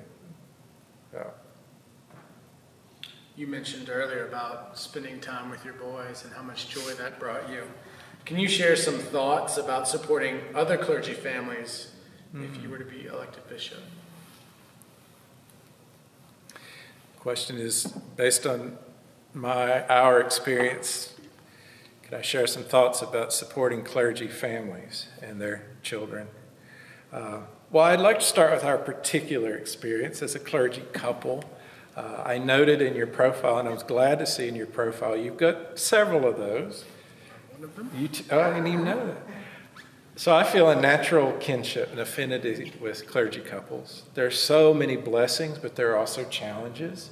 Challenges around deployment, challenges around schedules, challenges around honoring both careers. So I would want to spend a lot of time, I would want to call together all the clergy couples of the diocese. There's another one back there. There's a power in gathering in a non-threatening way and sharing the experience.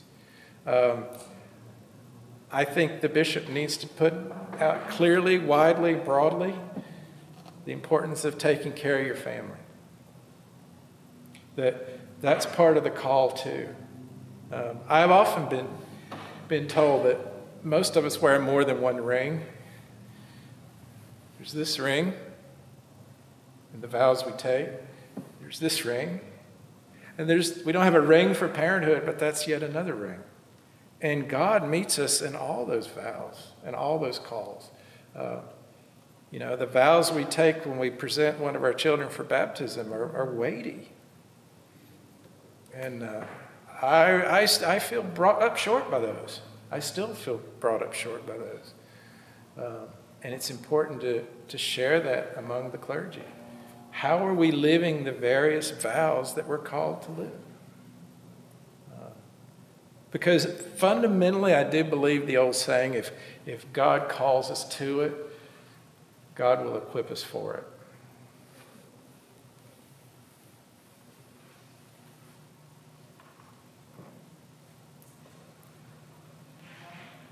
I got another one. All right.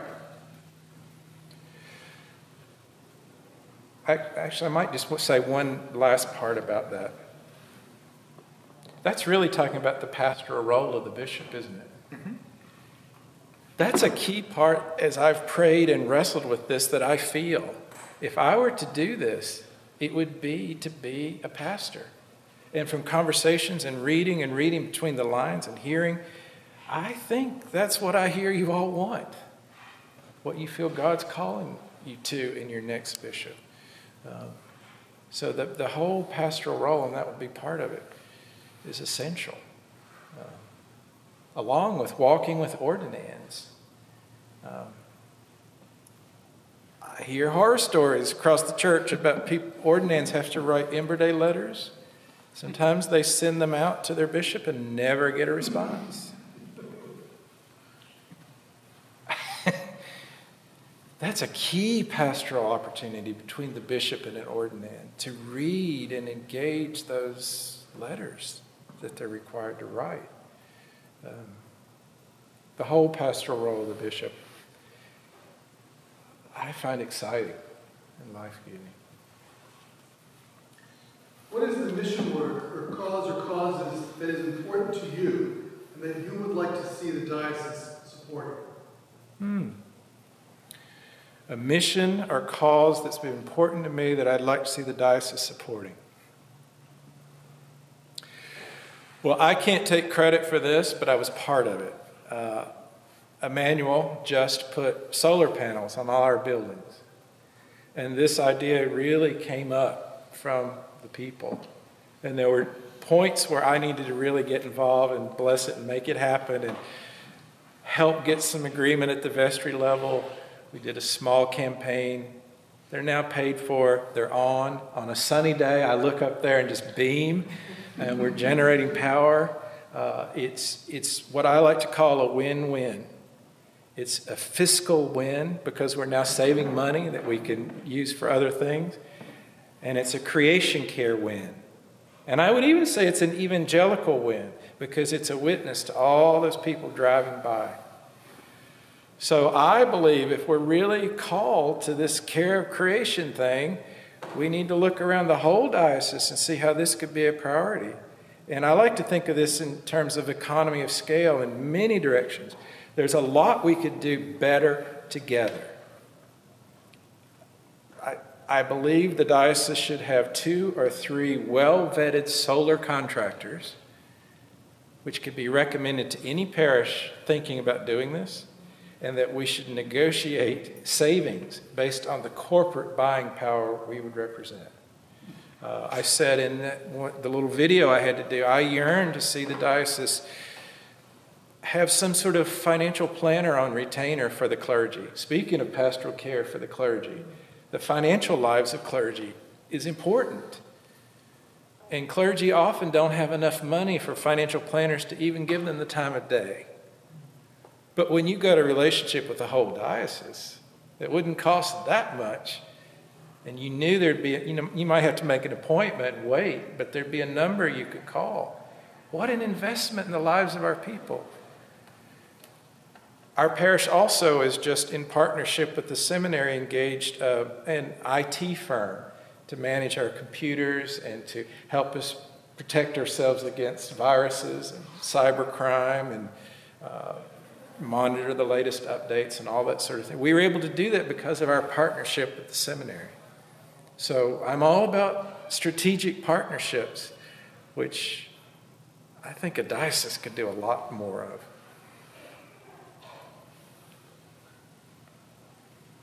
Can I ask you something about that? How does that involve the heritage of this building? How does that involve? The heritage of this building? Very good question. The solar? Yes. So the question is, if we're talking about solar panels, how do we respect the heritage of historic, beautiful buildings? Correct. I'm so glad you asked that. I don't think every building is a candidate for solar. In our case, we were going to do it on the church and the rectory, and they told us scientifically the rectory wasn't a candidate. But there always needs to be aesthetic considerations. And that's part of the discernment of the local community with the bishop's involvement. And that needs to be honored. Here, that would be a historical society. Yes. Oh, no. I realize that often there are even rules against. I mean, I could not imagine putting solar panels on this beautiful slate roof. But there's an option sometimes to put solar panels on the ground, out in a field, on top of a flat roof where you don't even see them.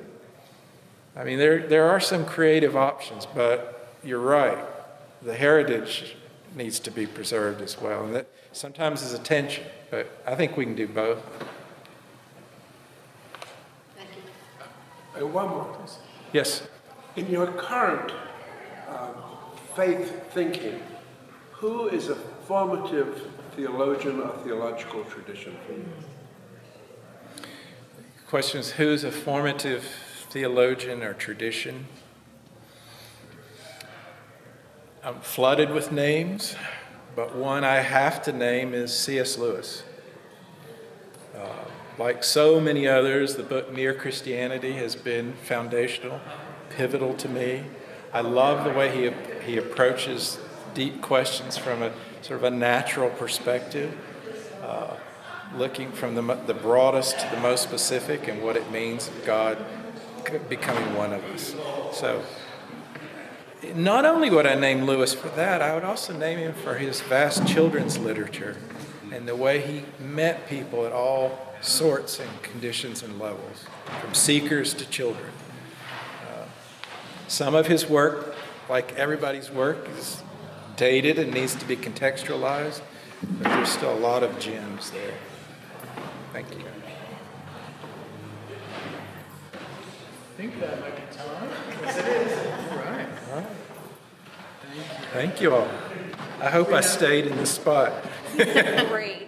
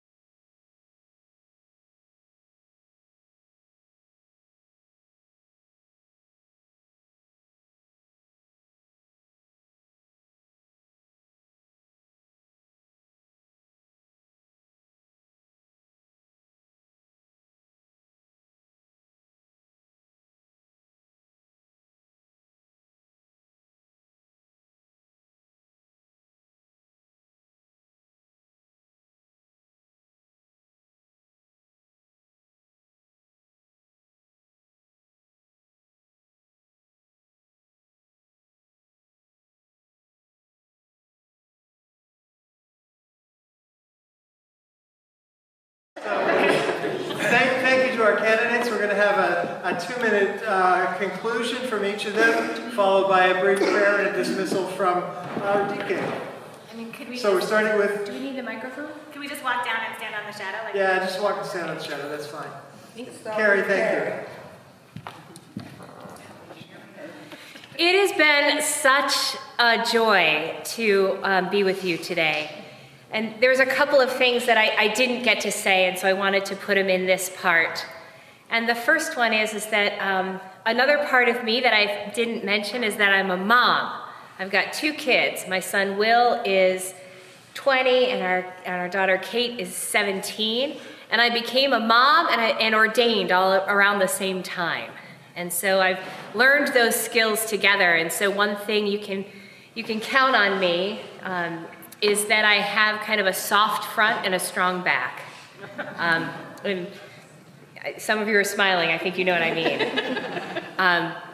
And the other thing I want to say is that for as much as I've loved being with you today, I also want to say that if I'm elected as your bishop, this is not exactly the kind of relationship I want to have. I don't want to be the person at the table saying most of the words. I would like to sit and listen to your stories. We didn't get to do that quite as much today. I understand that probably wouldn't be as helpful for your discernment that you're going to need to make.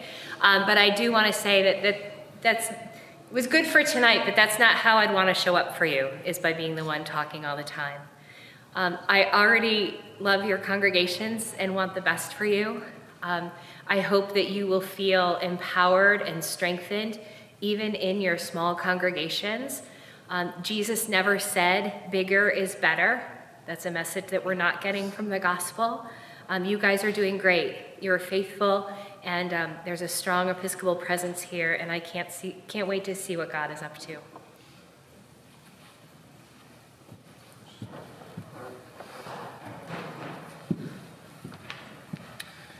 Hi, Randy Alexander. I really enjoyed this, and I want to thank you all. And I think I need to name why I enjoyed it the most. And it's not even the fact that I'm here in this crazy process.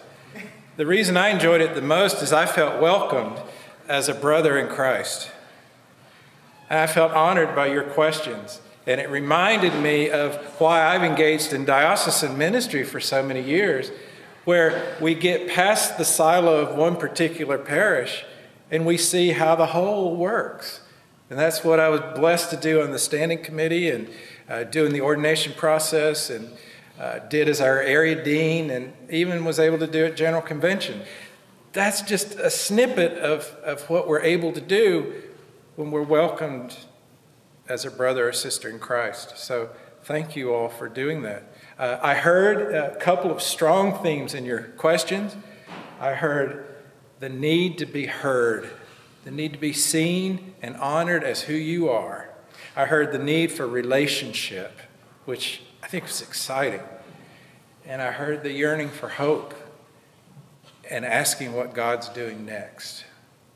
Those are discipleship questions, and I commend you for asking them. You asked some of the most important stuff, how we live this life together. And I'm changed by our time here tonight, whatever happens. And I thank you for that.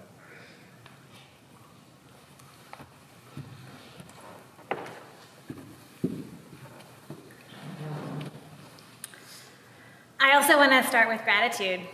This has been so much fun, and my heart is full and warm because of the time spent with you.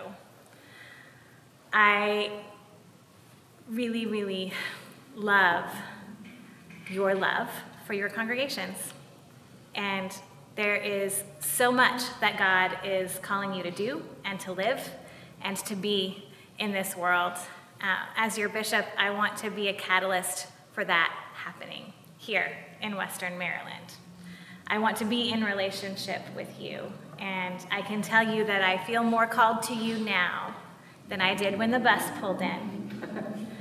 But I also want to tell you that as deeply as I feel called to this role as your bishop, I trust you to make the decision about it, whatever that decision is.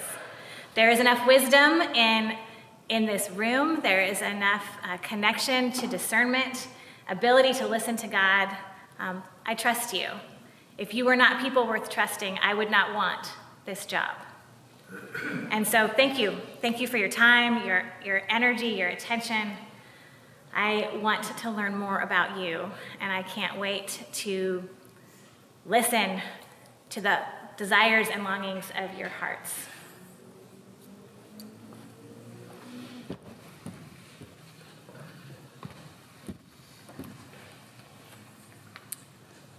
A number of years ago, I was in a career quandary, and so I sought a career counselor.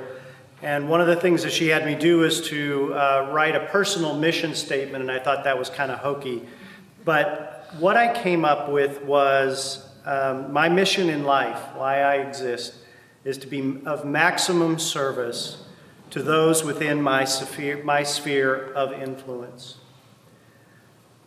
I am so grateful for a second chance in life, for the fact that God saw fit to redeem me from the brink and to give me my life back through sobriety.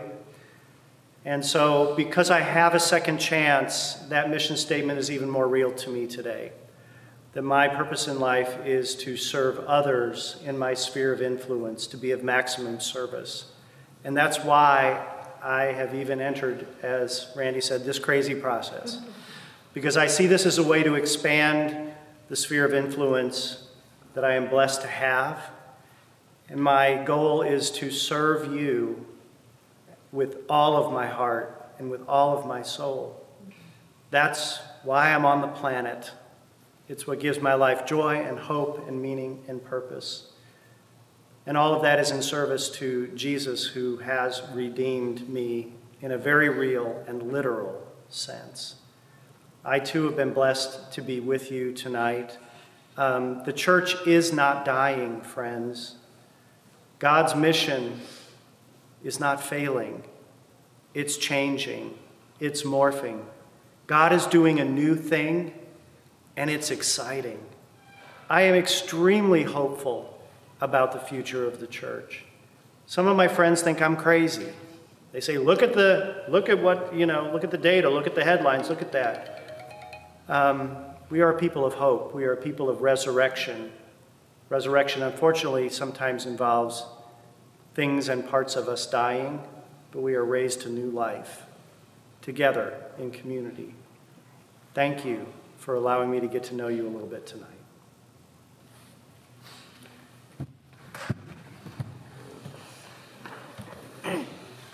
On behalf of Mark and myself, again, we want to thank all of you who took time out of whatever it was you would have been doing this evening to come out and to show your, as the candidates have talked about, your love for your church.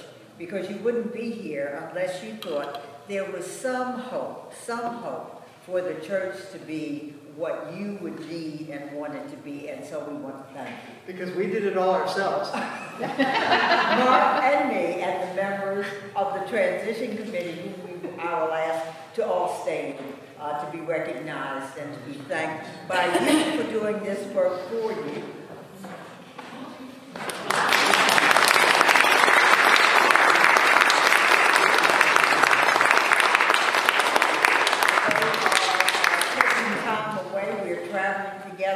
For most of this week, they are away from home, away from what they would be doing, some away from their work, and all of that in service to you. And so we really hope that we really look forward to this being a wonderful outcome of whatever this process says, and the Lord says it should be. Could I give a shout out to our diocesan tech team?